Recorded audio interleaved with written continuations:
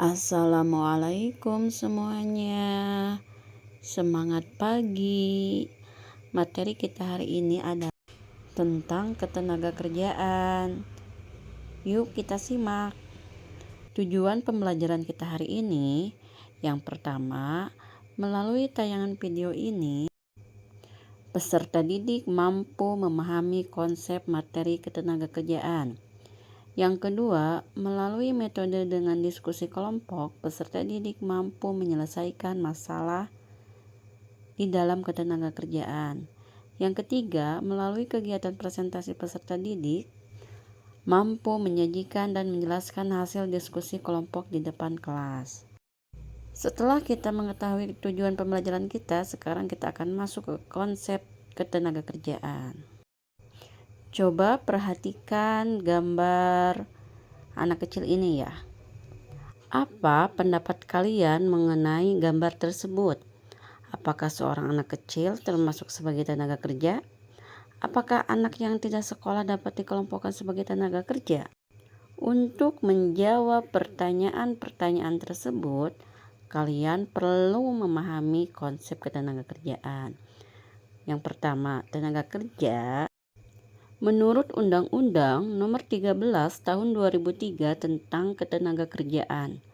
Ketenaga kerjaan adalah segala hal yang berhubungan dengan tenaga kerja pada waktu sebelum, selama, dan sesudah masa kerja.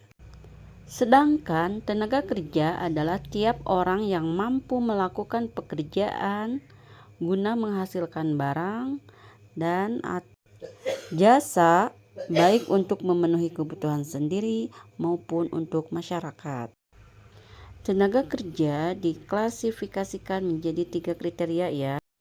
Pertama, tenaga kerja terdidik, di mana seseorang yang memiliki keahlian atau pengetahuan di bidang tertentu. Keahlian dan pengetahuan tersebut didapatkan melalui pendidikan formal.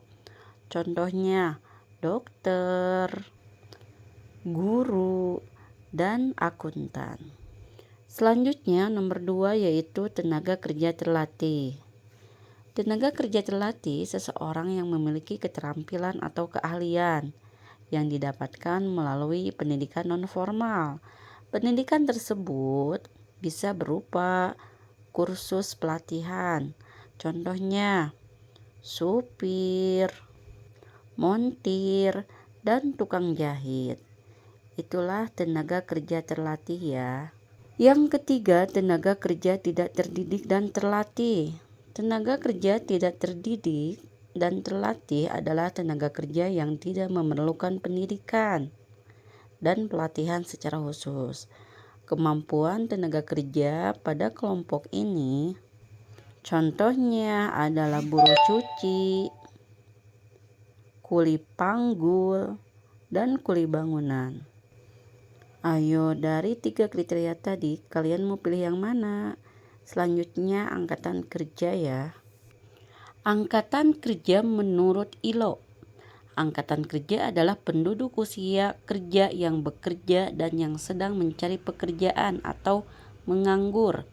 Angkatan kerja sering juga disebut sebagai penduduk yang aktif secara ekonomi. Menurut BPS, angkatan kerja adalah penduduk usia kerja 15 tahun ke atas yang bekerja atau punya pekerjaan sementara tidak bekerja dan pengangguran.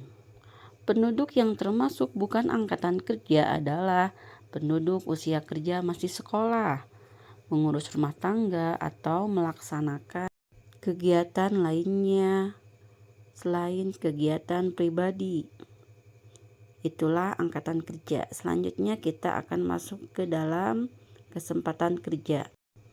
Kesempatan kerja dapat diartikan sebagai permintaan akan tenaga kerja. Ketika memproduksi barang dan jasa, rumah tangga produsen memerlukan tenaga kerja dan modal sebagai input untuk proses produksi. Permintaan tenaga kerja adalah prinsip ekonomi yang berdasar dari permintaan output perusahaan di mana jika permintaan terhadap output atau barang dan jasa perusahaan meningkat, perusahaan akan membutuhkan lebih banyak tenaga kerja, sehingga akan mempekerjakan lebih banyak tenaga kerja.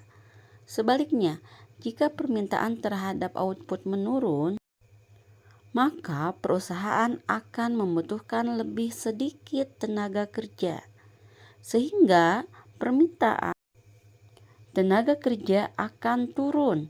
Dampaknya adalah perusahaan dapat melakukan pemutusan hubungan kerja atau PHK. Selanjutnya, silahkan diisi LKPD di samping. Dikerjakan secara mandiri. Amati lingkungan di sekitar kalian. Cari tahu pekerjaan apa yang dilakukan oleh anggota keluarga atau orang di sekitar kalian.